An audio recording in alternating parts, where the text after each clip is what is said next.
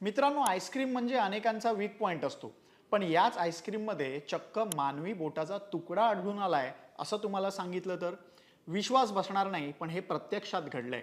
घटना मुंबईतील मालाडमधली आहे. ब्रेंडन सेराओ नावाच्या एका महिलेनं काही वस्तू ऑनलाईन ऑर्डर केल्या होत्या. त्यासोबत एक आईस्क्रीम कोनही ऑर्डर केला होता. आईस्क्रीम खात असतानाच त्यांना काहीतरी कडक पदार्थाची जाणीव झाली आणि संशय आला. तपासून पाहिलं तर त्यांना धक्काच बसला.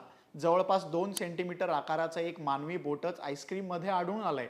सेराओ या स्वतः MBBS डॉक्टर असल्यानं त्यांना या घटनेचं गांभीर्य लक्षात आलं. त्यांनी तातडीनं त्याचा फोटो काढला आणि मालाड पोलिसांना याची कल्पना दिली.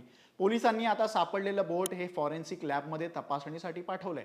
आईस्क्रीम कुठून आणि कोणत्या फूड डिलिव्हरी कंपनीकडून मागवलं गेलं याचीही तपासणी आता पोलिसांनी सुरू केली आहे. आता प्रकरणात पोलीस पुढे काय कारवाई करतात हे पाहणं तर महत्त्वाचं असणारच आहे.